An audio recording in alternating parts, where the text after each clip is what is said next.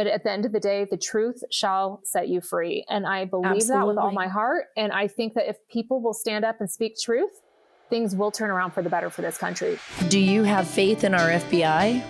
Do you have faith in the bureaucracy, the Bureau, our leadership? If the answer is no, isn't that a big problem in America? If the answer is no, if you're concerned about your own government spying on you, if you're worried about the fact that our FBI agents, who I've known many of them, they're amazing, incredible people that are just trying to do their job, what they were trained to do at Quantico, and now they're stuck in the middle of a political nightmare. And they have been for some time now. What are they supposed to do? We've seen a lot of whistleblowers come forward. We've seen a lot of people speak out. But it's never enough, right? It's never enough. And the American people are feeling as though our nation, and I know I feel this, I know you feel this. Do you feel as if your nation is just slipping from your hands, slipping from your grasp? What about James Comey's corruption? What about FBI Director Wray now just acting and lying and acting like nothing is wrong with the Bureau? What about the targeting of concerned parents at school board meetings who are just speaking up and trying to defend their children and trying to defend our great nation? What about the fact that people who go to Latin Mass are considered a threat to the United States? What about the fact that domestic extremists, according to the FBI, are possibly our retired military? People who were willing to give their lives in service of our nation are now probably the big problem for the FBI. What about just our churches, our beliefs, the way we handle our lives? Why is the FBI spending more time focused on pro-life activists and traditional Catholics and school board meetings than with terrorists overseas that are probably plotting to target the United States again, probably far worse than what happened on September 11th? My guest today is a former special agent for the FBI. She is speaking out against the danger of a politicized FBI. Her name is Nicole Parker. I am so happy to call her my friend now, and I'm excited to share the conversation with you. Here's a clip from her testimony before Congress earlier this year. You need to take a listen to this. The FBI became politically weaponized, starting from the top in Washington and trickling down to the field offices. Although FBI employees have their First Amendment rights, they are not at the liberty to allow their personal political views or preferences to determine their course of action or inaction in any investigation. Lady Justice must remain blind. Those that do not uphold these responsibilities cause a negative ripple effect throughout the agency in the field. It's as if there became two FBIs. Americans see this, and it is destroying the Bureau's credibility, causing Americans to lose faith in the agency, and therefore the hardworking and highly ethical agents who still do the heavy lifting and pursue noble cases. It makes it very difficult for agents to do their job when the FBI loses the respect of the American people. There has also been a shift in recruiting practices, a lowering of the eligibility requirements, which is negatively impacting the agency's performance. And all this adds up to a loss of trust in the FBI by many Americans and low morale among many FBI employees. Is she right about the two FBIs? I think she is. I think she's absolutely right. We saw this happening as far back as 2016, maybe even a little bit before that, early on when Comey was already making statements about not charging Hillary Clinton. I think there were a lot of issues that superseded that. And I think that we're seeing now is something so different, so un-American. It has taken our bureaucracies and kind of turned them upside down on their head. And it's placed all of us at risk. And it has hurt and damaged the credibility of such a great bureau, of an agency that is supposed to be and should be there to protect the American people. And on today's show, I'm going to have Nicole Parker, and she's going to talk to you about that and so much more. But first, Super Beets, guys. We could all benefit from heart-healthy energy. Super Beet Heart Chews are easy and convenient way to support your healthy blood pressure. Listen, they're plant-based and stimulant-free, so you won't get the jitters. You'll have a green boost without the jitters. Paired with a healthy lifestyle, the antioxidants in Super Beets are clinically shown to be nearly 2 times more effective at promoting normal blood pressure than a healthy lifestyle alone. I can tell you, I take them with me everywhere I go. When I'm on a trip for Sean Hannity, when I'm running around the world trying to figure out what's happening on our planet, I carry my Super Beets with me. I put them in my pocket, carry them in my purse wherever I go, and I feel great. It helps also keep my body free from getting sick because I'm eating my vitamins, I'm taking my Super Beets, and I'm doing everything I can to give my body all the energy it needs, and so should you. Super Beets is also trusted by collegiate athletes and pro sports teams because it supports performance and endurance. Double your potential with Super Beet Heart Chews. Get a free 30-day supply of Super Beet Heart Chews and get a free full-size bag of turmeric chews valued at $25 by going to America Loves Super Beets, BEETS.com. Get this exclusive offer only at America Loves BEETS.com. I'm so excited to have Nicole Parker on. You are a former special agent with the Department of Justice, FBI, and you actually testified about the FBI, Nicole, and that's what first drew me to you. Not that you're just a Fox News contributor as well, like I am, but the fact that you stood up to an agency, a bureau that you love. You stood up and you challenged them before Congress. And I had so much, and I still do, so much respect for you. It must have been very difficult for you to do that. First of all, thank you so much for having me. I love your program. I love your work. I love what you do. And I think that it takes all hands on deck at this point to save our country. And you're definitely instrumental in that movement. So thank you for all your efforts. As far as my time at the FBI, you know, Sarah, I really loved being an FBI special agent. I came from Wall Street prior to joining the FBI. I was a witness to the 9/11 terrorist attacks in New York City. I was working down at the World Financial Center at Merrill Lynch, and I witnessed that most, horrific, tragic day in U.S. history. And I knew that day that one day I wanted to get back and serve this awesome nation. And, I waited several years to determine what that might be. And there was a feeling in my heart, and people had suggested, you should apply to the FBI. So I did. And I was blessed to get into the FBI. And I went through Quantico. I was assigned to the Miami field office. And the Miami division is known to be very dynamic in the FBI. Unfortunately, we've seen a lot of crime down here over the years. I've worked multiple mass shootings, including the Parkland School shooting and some other cases that are very well known on the national level. But I did this because I love America and I love the people of America, and I wanted to give back and serve and protect the innocent and put, bad people behind bars who are hurting others. And I really was devoted to that mission, and I loved it. And I worked with amazing people, from fellow FBI agents to our, local, state, and federal partners, as well as our prosecutors, our U.S. Attorney's Office.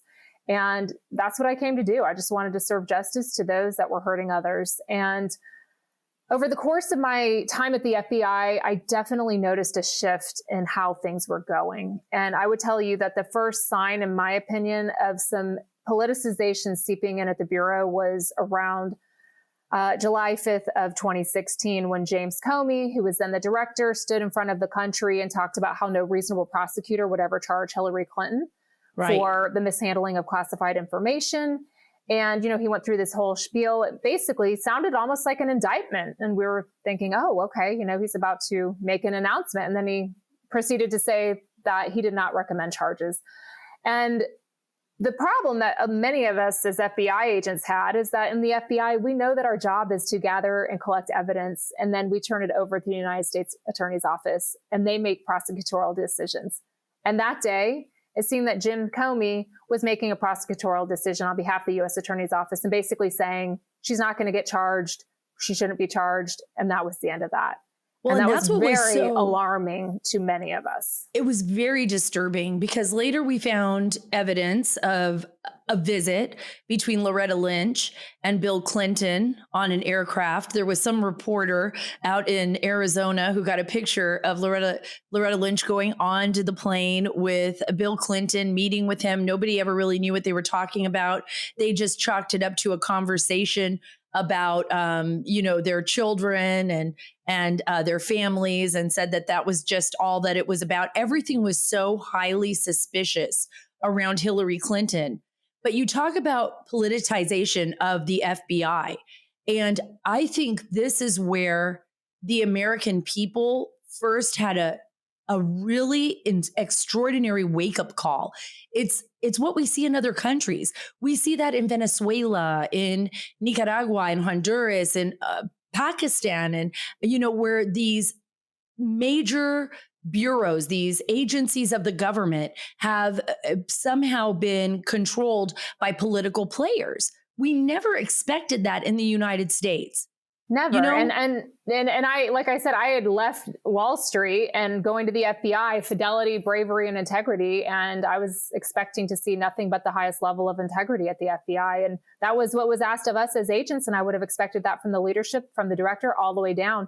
But, Sarah, it wasn't just that incident. That was just the first incident where we all kind of, that doesn't seem right.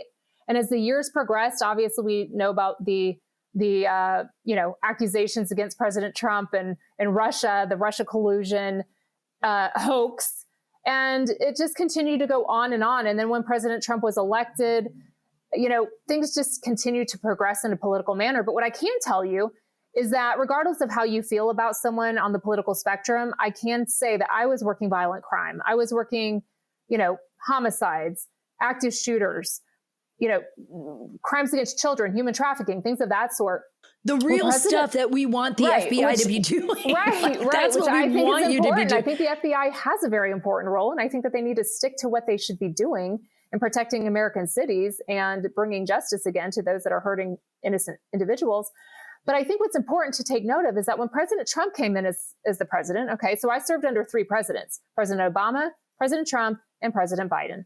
When President Trump came in, it was very clear to us that violent crime was very important to him in stopping violent crime. And I distinctly remember because I was on a violent crime squad, and he said, the city of Chicago needs help. We're looking for volunteers who can maybe go to Chicago and help with their violent crime issues. Obviously, Chicago is being taken over by crime. But that was very memorable to myself and many agents. When he came in, he wasn't trying to go after his former political opponents. He wasn't trying to do those sorts of things. He was literally trying to make America safer. And I appreciated that because I was working violent crime, and I appreciated knowing that the new president supported the effort that I thought was so important as well. And then as time progressed and President Trump left and then President Biden came in, it was an automatic shift to, I can just tell you wholeheartedly, the number one priority of the FBI and Department of Justice was January 6th. Everything around January 6th was the top priority. It was very clear to us, and it didn't matter if it was a misdemeanor all the way up to, I don't believe in violence at the Capitol. I believe that those that were bashing in windows should be held accountable. Absolutely. Right. But I think that to charge over 1,000 misdemeanors for an incident that occurred where the FBI is not typically in the business of charging misdemeanors, that was definitely very odd to many of us. And again, they've charged over 1,000 people have been charged, predominantly misdemeanors. Many of them aren't even going to serve jail time. To use the valuable resources of the FBI, and that's your top priority, is basically to go after Trump supporters, was absolutely astonishing to us. Well, and this is what's so weird. They set a narrative like, don't believe your lying eyes. This was an insurrection. This was a planned insurrection. And I'm just like, no, I've covered war and I've covered other parts of the world, and this was out of control. Yes. Did people lose their minds in some cases and break windows? And, but we actually watched video where people were just walking in. I mean, it was the people's house, and they were just walking in and high-fiving security. And, but it didn't stop there. It was like, no, we're going full force with these misdemeanors, and we're going to charge people, and we're going to isolate people, and then we're going to find out who was around there by looking for credit card evidence and, seizing all their bank record evidence. It went so far beyond the norm. We never saw that with BLM. We never saw that type of action with Antifa in Portland or in Seattle, right? Never. What was And there going were on federal here? buildings that were attacked. And again, that was very alarming to many FBI employees and FBI agents, because during the summer of 2020, we were watching cities burn to the ground, night after night, week after week, month after month. There was never what we call an FBI all email. That means an email distributed to the entire FBI. We received multiple FBI all emails requesting assistance to help with January 6th investigations. There was never an FBI all email to conduct investigations for the crimes that were being committed nationwide, burning down our cities in the summer of 2020, and that extended on for several months. The discrepancy between those two and how the FBI responded was mind-boggling to many of us, alarming and definitely concerning. But again, that wasn't the only issue that many individuals at the FBI had. But I can tell you, Sarah, I'm a woman of faith, and I prayed diligently, and I thought, I'm not sure that I agree with the angle that the FBI is taking now. I'm not really sure that this is what I signed up for. And as time progressed, I just decided, you know what, I feel like it's time to go. And there are so many people that feel the same way that I do, and they are, quite frankly, disgusted with what's happening there, but they have families to support. They are so close to getting their pensions. They've worked their tails off. So why should they have to pay the consequence for what's happening at the end of their career? They are sticking it out. They are getting their pensions. They're counting down the days, and they are going to move on. And there are thousands of solid, good people at the FBI trying to do the right thing. And I can tell you, over and over, it got very tiresome and discouraging to have to constantly justify to people out in public settings when they found out I was an FBI agent. I'd have to tell them, you know what, I'm not one of the political FBI agents. Excuse me. I'm just trying to do the right thing. I mean, people would literally ask me, are you like Peter Strzok and Lisa Page? And I mean, to have to defend yourself against something like that, it just got very, very old. And I have tried to use my voice to stand up for truth, to stand up for right. And I don't try to take political sides. That's not my goal. But at the end of the day, the truth shall set you free. And I believe that with all my heart. And I think that if people will stand up and speak truth, things will turn around for the better for this country. But it does take a lot of courage. And it was very scary. I did not want to testify before Congress. It's not like I was seeking that, but I was asked. And initially I was a little nervous. And you know, it's quite frightening to leave the FBI. I mean, this is a huge organization. They have a lot of power. And you don't want to get on their bad side. But I also, at the end of the day, you know what? I report to God, and that's it. And so I've tried to do my best to stand up for what's right and speak the truth. I think that's why I connected so much with you, Nicole, because I feel that way myself. And we played a clip at the top of the show before you came on, and it's your testimony. And you talked about before Congress, you said, you know, there were 2 FBIs. And when you train at Quantico, I know this from friends of mine who are in the FBI, some of who have already left. When you train at Quantico, you're trained to not be political. You're not supposed to be political. It's supposed to be about the facts. I mean, correct. I don't think you're ever going to completely erase politics out of Washington, even with the FBI. But that is important. It's important when you're working on a case. It's even more imperative if that case involves a lawmaker. If that case involves a duly elected president of the United States. Correct. And if you are not able to look, we're human. FBI agents are human. We're not robots. We have political opinions too. We have political persuasions, and you're allowed to vote how you choose. And that's the beauty of being in America. FBI agents are allowed to have political opinions. You're allowed to have strong feelings on certain issues. You're allowed all of that. But what you are not allowed to do as a sworn FBI special agent is to use your personal political opinions or biases in changing how you would conduct an investigation. You follow the evidence, you follow the facts. And if you are unable to do an unbiased investigation, you need to step away from that investigation, quite frankly. But that never happened with Lisa Page and Peter Strzok. And we saw that in the text messages. And by the way, nothing ever really happened to them. And this is my question. It was in January 2017.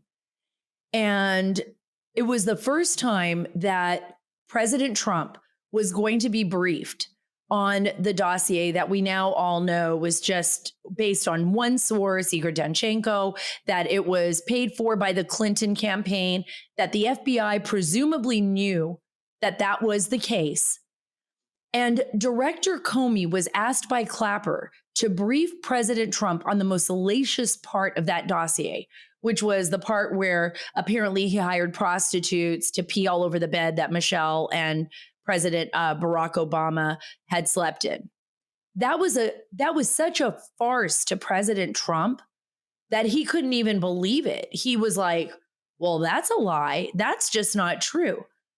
But the whole reason they briefed him on it was so that they could actually leak the story to a media that wasn't totally bought on that dossier anyways. Why did our leadership, how is it that they got away with an operation?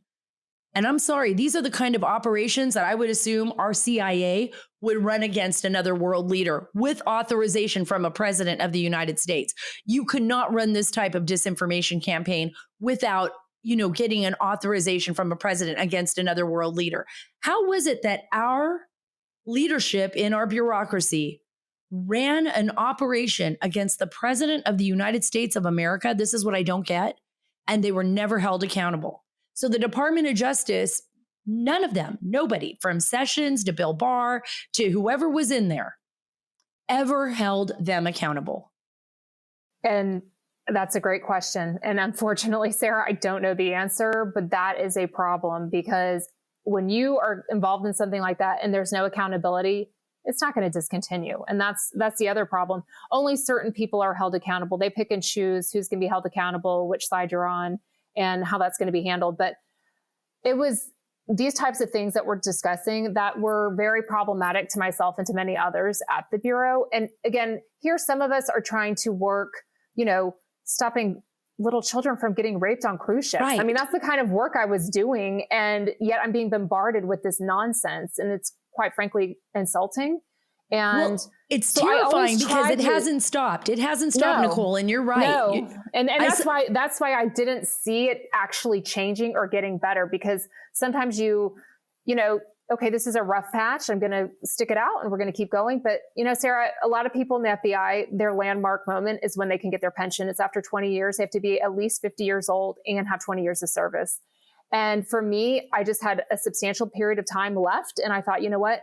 I might be able to leave and make a more impactful difference outside of the organization than inside the organization at this point, because your hands are tied when you were in there. You really cannot speak up. What am I going to do? Call Director Wray and tell him that I don't agree with what's happening at the organization? That's not how it works. You can't say anything.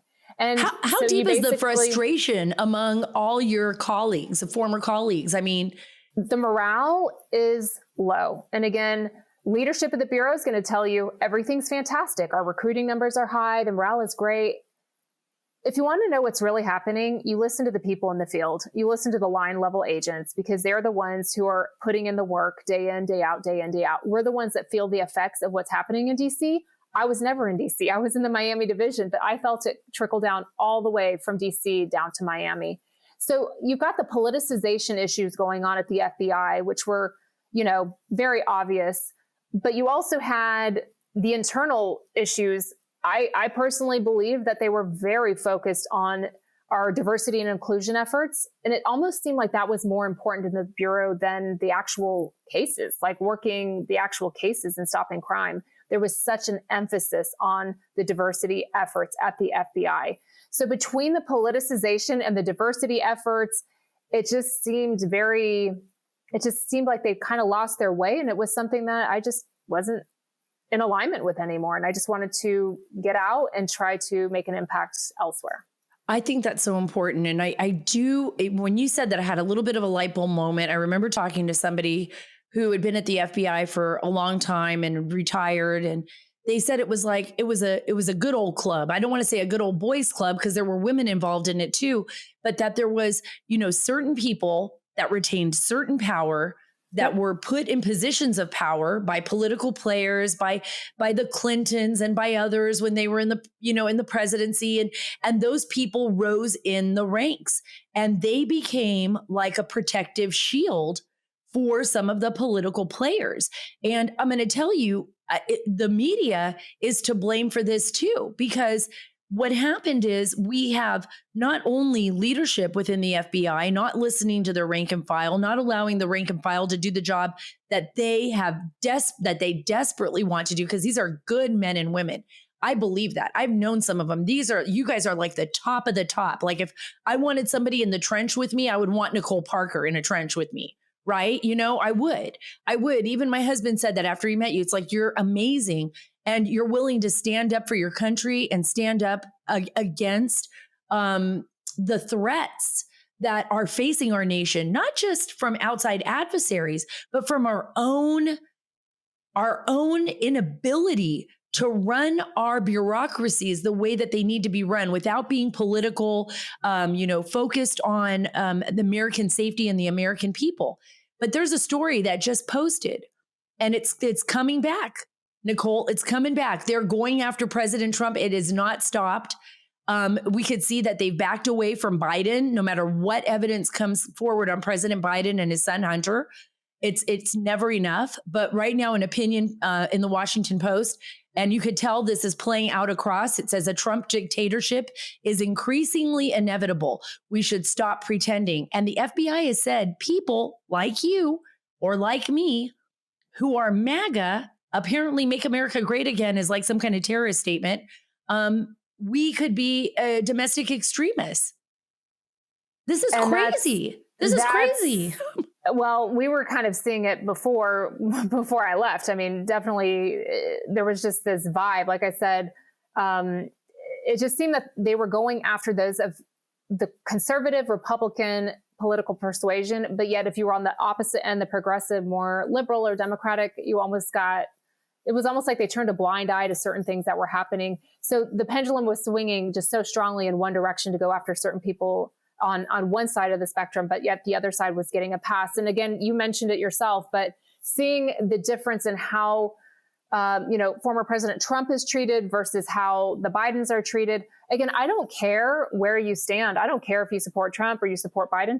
The truth is the truth, and you cannot treat people differently dependent upon their political persuasions. And that's what we were seeing over and over and over, not just with high level individuals like President Trump, but also, those that were outside of abortion clinics versus those that were outside of pro-life clinics. I mean, it goes on and on and on. And frankly, it's wrong. And there should be a complete overhaul. And the FBI needs new leadership. And I have been doing some work with AFPI to try to develop some ideas of what we can do to fix the FBI, because I'm telling you, it needs a major transformation. Talk about that. Can we gut it? Can we gut it? Can we gut the FBI? Leadership in place. I mean, you have to be willing to have someone in there, first of all, who can recognize what's happening. Over and over, we hear the current director, Christopher Wray, testify before Congress. And according to him, everything's great. Everything's great at the FBI. There's no issues. And like I've mentioned before, he says the recruiting numbers are the highest they've ever been. And that was another reason why I had to walk away, Sarah, because you can't fix something until you acknowledge that there is a problem. And if you think that there is not a problem, it will not get fixed. And while I was there, there was no acknowledgement of any issues or problems at the Bureau. Even everything from like the Durham report, that ended up coming out after I left the organization. But I've heard the response, oh, you know what? Those people aren't here anymore. That's of the past. That's not happening here anymore. It is absolutely happening there still. There's still politicization going on right now as we speak. And so for them to say, no, that's not happening, everything's great, that is part of the problem. You need a new FBI director. First of all, you need a new administration. None of this is going to happen under 100%. Administration. Okay, that's the bottom line, obvious. Second of all, so if there's a new administration that comes in January 2025, then you need a new FBI director. I think those on the Republican side, almost every single candidate has said day one that there would be a change in the FBI leadership. And it's not just the FBI director. It starts with the director, and then it goes down to the deputy director. And then there's different levels, executive assistant directors, and it's multiple layers down. But the FBI needs to have a serious look in the mirror. And those that are unable to do their job in a non-political, unbiased way, I'm sorry, but it's just not the place for you. And so there's multiple changes that need to take place at the FBI. But I'm being honest with you and your audience. It's not going to happen under this administration. So there's no way it can. And this is what's so mind blowing to me. It's like while we were asleep, or not paying attention or being so trusting. Our agencies, there were corrupt apples in the agencies or in the bureaucracies, and that corruption spread.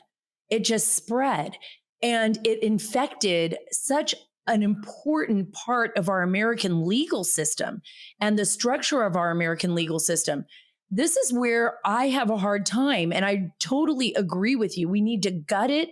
There's no way that this can survive the way it is, but we have a Department of Justice, and the buck should stop with the DOJ. So if I'm an attorney general, and no matter what, even if you're my friend and you are corrupted or you're taking money from a foreign adversary and you're selling secrets or you're, anything, if it would have been proven to be true, even if you're somebody I went to dinner with, I have to be able to bring charges against you and say it's unacceptable. Our principles and our founding fathers and our Constitution mean more. Mean more. And I think they cover up a lot, thinking that, oh, shoot, we can't expose this because then the world's going to see through the facade. Well, I don't think you can fix it unless you disinfect it and shine light on it. Right. I think you need to shine light on the truth. And that is look, you and I know that we think very similarly, and if the truth is the truth, and shine light on the truth, let people know the truth. And for Americans to gain the trust back of the FBI and other agencies, it is going to take a lot of work. It's going to take a lot of work. And frankly, I don't blame Americans. There are people at the FBI that don't necessarily trust what's happening at the FBI right now. So it's going to take a lot of work, but I'm also one that knows that there are so many people who are true patriots who love this country. Sara, my best friend in the FBI was shot and killed.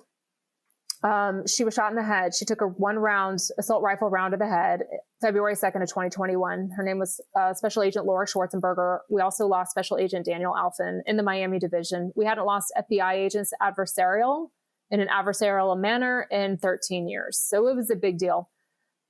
Do you think they were doing something political? Absolutely not. They were executing a search warrant against a child predator, someone who is creating child pornography. They're the most disgusting, evil people who would harm children. And they were innocently doing their jobs, doing the right thing, and they were shot and killed. Those are the people. That is why I speak up, because Laura deserves better. Her legacy deserves better. Her family, her husband, her two sons who survived, and now their mother is gone. They deserve to say, you know what? My mom was an FBI special agent and I am proud of it. But unfortunately, Sara, there are so many agents, current and retired, who are no longer proud to say they work for the FBI. They used to proudly wear their FBI shirts, their FBI hats. Now when they're in public places, they don't wear anything. And I'm not telling you this based on my own experience. This is what people have told me. Since I have come out and spoken up and tried to speak the truth, I have heard from voluminous current and former agents who feel exactly the same way. That is why I do believe that we can restore and fix the FBI. It's going to take a lot of work. Yes. But you know what? If you have the will, there is a way. And if the good people unite, they're not going to tolerate this. And so that's what I truly believe. And I hope that, I hope that good things are ahead for our country, for not just the FBI, but for all government agencies. But yeah, it's going to take time for Americans to trust these organizations again. Absolutely, 100%. But it's the right leadership in place. That is the key. It's getting the right leadership in place who's going to take a stand and say, enough is enough. We are going to restore back to what we used to be. Allegiance Gold. I love Allegiance Gold. Thank you for being a sponsor of the Sara Carter Show. You make it possible to have great guests like Nicole Parker on. Imagine a future where your retirement is protected from the storms of market volatility, the erosive forces of inflation, recession, government meddling, and economic uncertainties.